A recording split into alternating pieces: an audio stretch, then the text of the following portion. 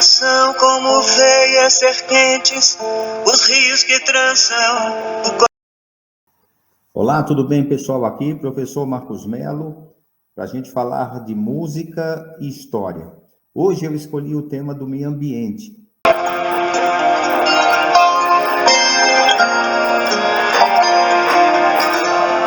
A questão do meio ambiente envolve questões econômicas, questões políticas, portanto, é pertinente trabalhar esse tema. Nós vamos falar aqui de alguns cantores, vamos falar aí do Pantanal, vamos falar do Amazonas, fazer também um resgate histórico desse tema. Então, eu te convido aí para a gente começar essa caminhada. Eu queria começar mostrando para vocês aqui uma imagem. Hoje é muito comum, né? Você vai a uma escola, você vai a alguma empresa e você vê aí todos os lugares praticamente, né? Teatros, assim por diante. Você vê aí o chamado lixo reciclável. Isso para a gente já é muito comum, mas nem sempre foi assim. A questão do meio ambiente é uma questão que, principalmente a partir do final do século passado, né, do século XX, e principalmente nesse século, tem tomado a agenda aí de muitos países, é um tema relevante, e impactando, inclusive, se sabe hoje, no clima, né, mundial, e por isso que é um tema bastante pertinente. O que eu quero comentar hoje com você, entre várias outras coisas, é como impacta no nosso cotidiano. Não sei se você é de São Paulo, mas aqui nós temos, por exemplo, rodízio. Eu acabei de dar o exemplo aí do lixo reciclável. Então, vamos ver esse tema hoje. Eu queria começar também com uma canção, já que nós temos sempre aqui fazemos esse ping-pong entre a história, o tema e a música. Então, eu já queria começar com uma canção, até para a gente ver que não é um tema tão exclusivamente do nosso século, porque essa música foi composta nos anos 70 ainda. E é uma música do Chico Buarque com Francis Haime que diz assim: Ei, pinta-silvo, oi, pinta-roxo, Melro, Irapuru, aí chega e vira, engole vento, saíra, Inhambu, foge asa branca, vai patativa, tordo, tojutuim, xoti é sangue, xoti é fogo, chorrochinol sem fim, some coleiro, andar trigueiro, te esconde colibri, voa macuco, voa viúva, o tchariti, ficou calado, toma cuidado que o homem vem aí. E aí repete, o homem vem aí. Ei, quero, oi, tico-tico, anum, pardal, chapim, chocotovia, choave fria, chô pescador Martim, some rolinha, andandurinha, te esconde bem te vi, voa bicudo, voa sanhaço, vai juriti, bico calado, muito cuidado que o homem vem aí.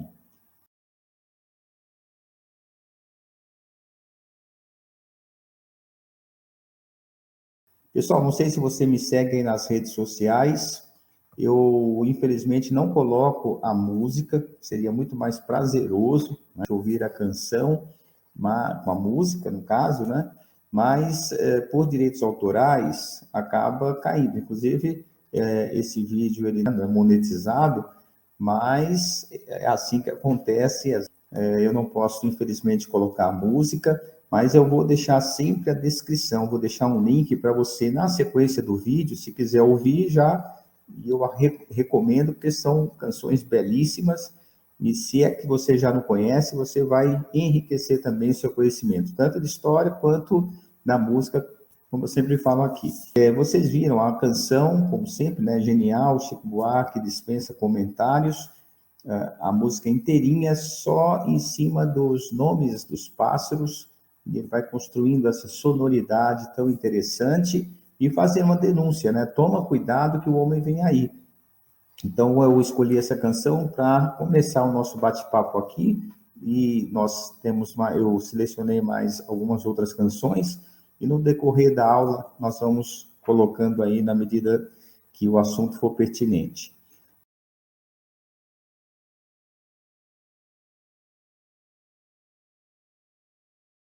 Infelizmente, nós sabemos que o tema até ganhou uma relevância e me despertou para fazer, inclusive, esse programa, que foi o brutal assassinato dos ativistas Dom Philips, né, e o Bruno.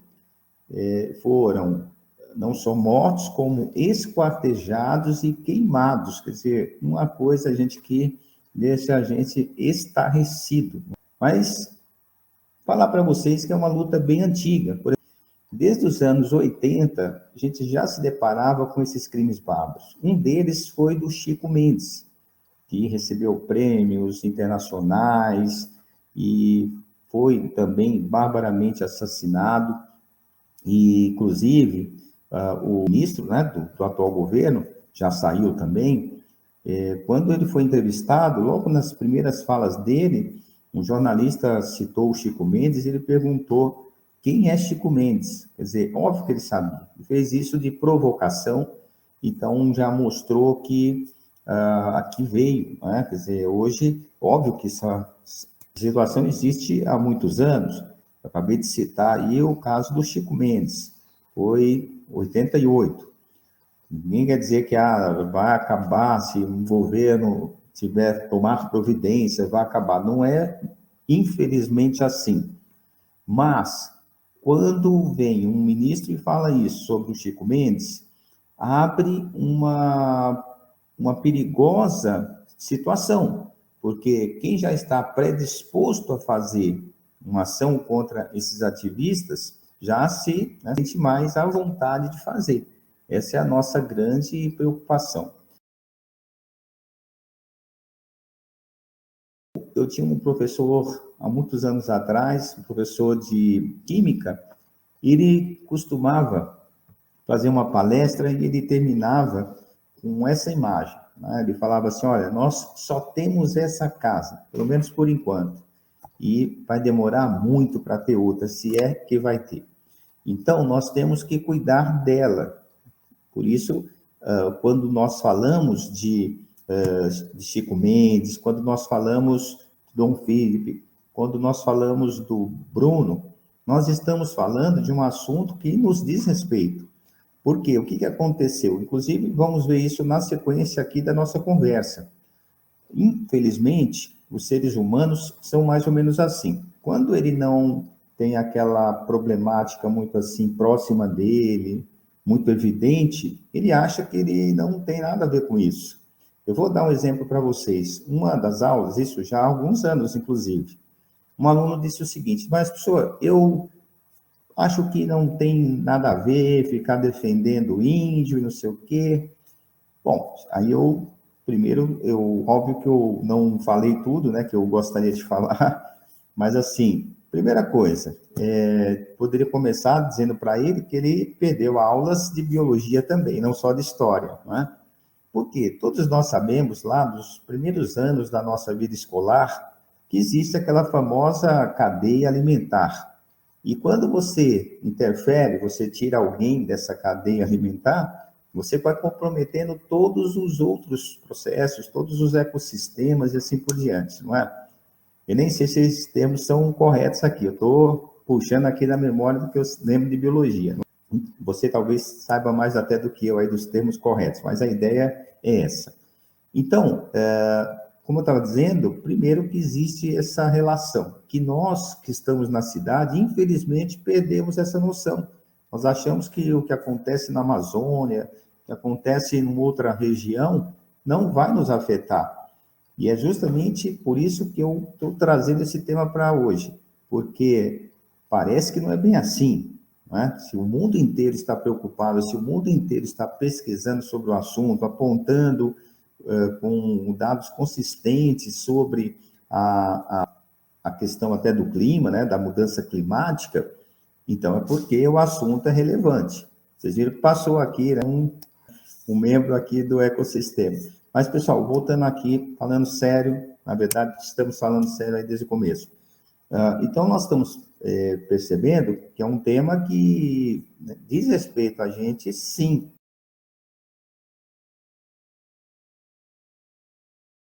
Gostaria até de voltar um pouquinho à história, para a gente lembrar de quando tudo isso começou. Lá no século XVIII, aconteceu a famosa Revolução Industrial. Pessoal, a Revolução Industrial aconteceu no século XVIII. Inclusive, já ficava evidente para algumas pessoas que tinham um problema sério de poluição. Só que era ali muito restrito, aquela região, a Inglaterra era a única nação industrializada, e aí quero que você puxe da memória aí as aulas de história, e aí veio o que os historiadores chamam de Segunda Revolução Industrial, lá no século XIX. Entre outras características, o que mais foi importante, né, o nosso assunto de hoje?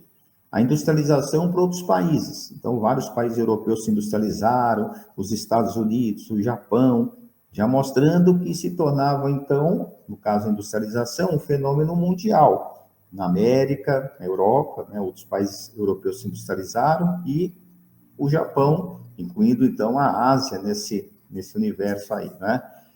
Então, veja, o que aconteceu aí ao longo das décadas? Só se fez expandir esse processo de industrialização. Veio o século XX, logo no comecinho, década de 30, o Brasil se industrializou, a Argentina, o México como destaques, e para a gente vir para um tema bem atual, a China, né? A atual China, o país com mais de 1 bilhão de habitantes, também entrou nesse processo de industrialização. E aí veio esse questionamento: será que o planeta dá conta de, né, manter uma sociedade com esse nível de consumo? Será que não vamos esgotar os recursos naturais? E esse é o grande tema, né, das gerações atuais e principalmente das que virão. Vamos avançar mais um pouquinho aí. Eu queria mostrar para vocês aqui uma tabelinha das principais conferências, dos encontros internacionais sobre a questão do meio ambiente.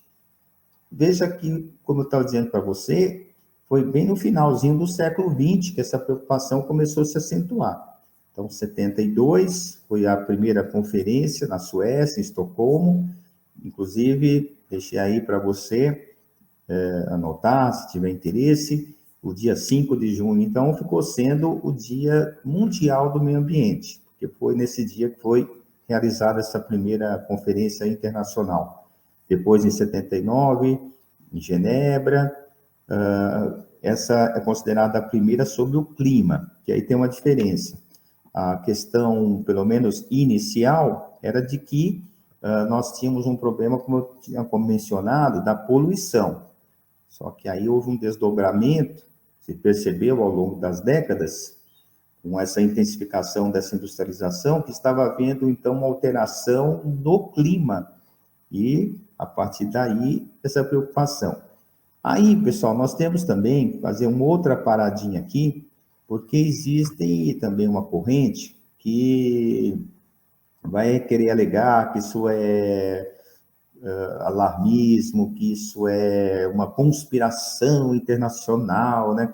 Esses temas as pessoas acabam gostando muito, né? Fazer parte de um grupo seleto de pessoas que só eles sabem, quer dizer, todos os países, uma das últimas conferências, mais de quase 200 países, né? 195 países, cientistas, estão todos errados, né? Só aquele grupinho ali do WhatsApp que sabe que é uma conspiração internacional, e é engraçado, né, porque uma conspiração internacional reúne, por exemplo, Estados Unidos, que é atualmente a maior potência capitalista, a China, que é, né, socialista, entre aspas, aí, uma longa discussão sobre esse tema, a gente vai abordar isso em outro momento.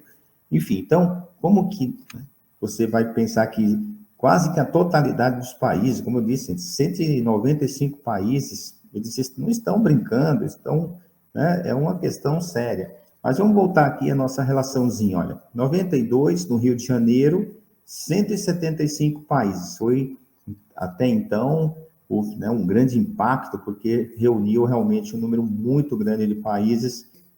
O grande problema, ou um dos grandes problemas dessa equação, vamos chamar assim, é como resolver esse problema. Você está pisando no acelerador, né? Tem que pisar um pouquinho no freio. Muitas vezes isso implica em questões econômicas. certo? Porque a indústria gera emprego, o consumo gera emprego. Então, essa é a grande questão. Como daí surgiu o termo sustentabilidade, como crescer sem comprometer a economia. Esse é o grande tema, o grande desafio que eu... Mas vamos lá. 95, teve também em Berlim, e o grande tema aí, a grande preocupação foram essas emissões de carbono na atmosfera. 97, protocolo de Kyoto, essas pessoas que não analisam dentro dos parâmetros da ciência, muitas vezes falam, poxa, mas eles queimaram lá as florestas deles e agora eles não querem que queime as nossas. Quer dizer, primeiro que é um discurso, pessoal, muito esquisito, né?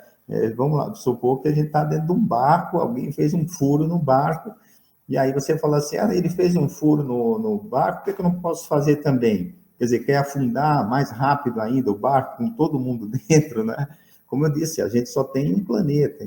Então, tem umas teorias, pessoal, que não faz sentido, né? Porque eu brinco às vezes com as pessoas, eu falo, poxa, você está andando na rua, alguém vem contar uma mentira para você, rapidinho você é esperto para não cair. Por que que a gente não é esperto nesses momentos, não é? Porque, veja, a história tem que fazer sentido. Quando ela começa né, você percebe que é uma contradição, que alguma coisa não bate, você já fica desconfiado, né? Como eu estava dizendo, se alguém está querendo te enganar e te para na rua, te para no transporte público e começa a te contar uma lorota. Enfim, aqui é a mesma coisa, não faz sentido, pessoal, 195 países se reunir, especialistas, cientistas, que se debruçam nisso dia a dia, e aí vem uma pessoa que, né, leiga, que não estudou o assunto, vai lá e quer desmentir, quer desfazer esse trabalho, é complicado. E, finalmente, em 2015, esses acordos de Paris.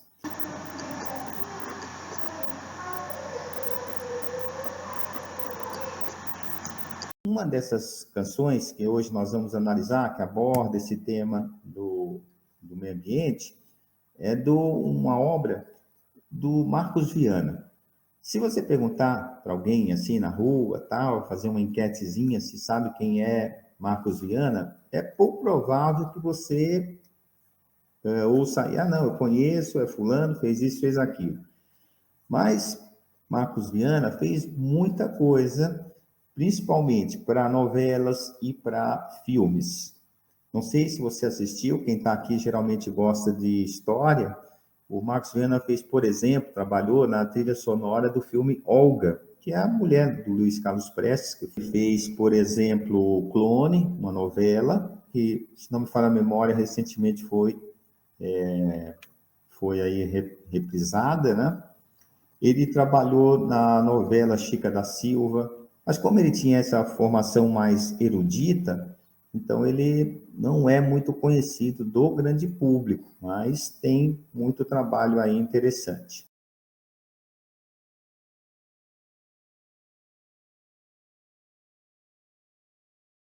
E foi uma novela que passou, acho que você sabe disso, nos anos 90 e está sendo reprisada agora, né, mais de 20 anos depois. Vamos ler os trechos da canção. São como veias, serpente, os rios que traçam o coração do Brasil, levando a água da vida do fundo da terra ao coração do Brasil. Gente que entende e que fala a língua das plantas, dos bichos. Gente que sabe o caminho das águas, das terras, do céu. Velho mistério guardado no fundo das matas sem fim. Tesouro perdido de nós, distante do bem e do mal, filhos do Pantanal. Essa música, pessoal, antes que a gente passe para a segunda parte aqui, ela diz respeito, ele fala literalmente, né, filhos do Pantanal. Mas vamos avançar para a segunda parte da canção. Lendas de raças, cidades perdidas na selva do coração do Brasil. Contam os índios de deuses que descem do espaço no coração do Brasil, redescobrindo as Américas 500 anos depois. Lutar com unhas e dentes para termos direito a um depois. Eu queria dar uma paradinha nessa frase. Veja, lutar com unhas e dentes para termos direito a um depois. Porque se a gente comprometer o meio ambiente agora, não vamos ter esse depois. Inclusive, me intriga que algumas pessoas querem uma acumulação assim absurda. Acumulam bens que, sei lá, gente, 10 gerações para frente. E aí vem a pergunta: se destruir o meio ambiente, se destruirmos o planeta, o que adianta ter essa acumulação se não vai existir esse futuro? Mas vamos continuar a canção. Fim do milênio, o resgate da vida, do sonho do bem. A terra é tão verde e azul, os filhos dos nossos filhos verão. Aí ele faz uma projeção aí otimista. Pessoal, aqui, antes eu vou falar da próxima canção, eu queria dar uma paradinha aqui, porque, como eu estava falando para vocês, eu quero dividir aqui mais ou menos em duas partes. Então, essa música vai descrever um pouco esse ambiente ali do Brasil, da região do Pantanal. Tem uma ocupação da pecuária nessa região. Aí vem uma pergunta aqui provocativa, e eu também me incluo, não estou tirando aqui meu corpo fora, não, gente. Mas veja, não sei se você já recebeu, que circula aí no Facebook, às vezes no WhatsApp, né, uma pessoa que está num palanque. Fala assim, você levanta a mão, quem está defendendo o meio ambiente? E aí todos levantam a mão, unanimemente, 100%.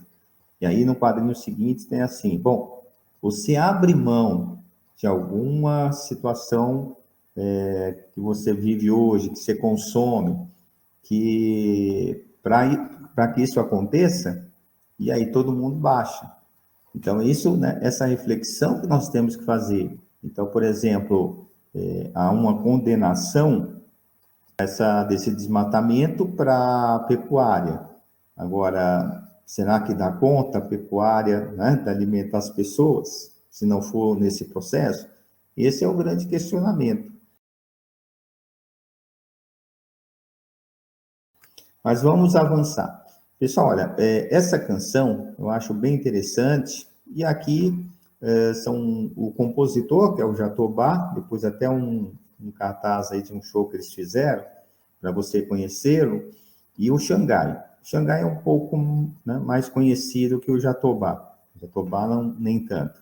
E o Xangai fez junto com Vital Farias, Elomar, Geraldo Azevedo, um show, isso foi, se não me falha a memória, pessoal, 84. Inclusive, eu tive a oportunidade de assistir. Por isso que, às vezes, pessoal, o envelhecimento tem suas vantagens, né? A gente viu coisas que alguns de vocês que estão aqui assistindo o vídeo nem eram nascidos ainda. Mas depois aí você faz o troco, né? Você fala, mas pessoal, depois nós vamos ver alguns que você também não vai estar aqui para ver. Mas, olha, então, brincadeira à parte, foi um show muito interessante, são cantores que não estão muito na mídia, né? Acho que o Geraldo Azevedo, talvez, como tem muita composição com o Alceu Valença, também, né? Tem um grande destaque, acaba aparecendo mais. Mas olha só, gente, olha que canção belíssima. Diz assim, Cipó Caboclo tá subindo na virola, chegou a hora do pinheiro balançar, sentir o cheiro do mato, da emburana, descansar, morrer de sono, à sombra da barriguda. De nada vale tanto esforço do meu canto, para nosso espanto, tanta mata haja vão matar. Tal mata atlântica e a próxima amazônica, arvoredos seculares, impossível replantar. Impossível replantar. Que triste sina teve cedro, nosso primo. Desde menino, eu nem gosto de falar. Depois de tanto sofrimento, seu destino virou tamborete, mesa, cadeira, balcão de bar. Quem, por acaso, ouviu falar da sucupira? Parece até mentira que o jacarandá, antes de virar poltrona porta-armário, mora no dicionário, vida eterna milenar.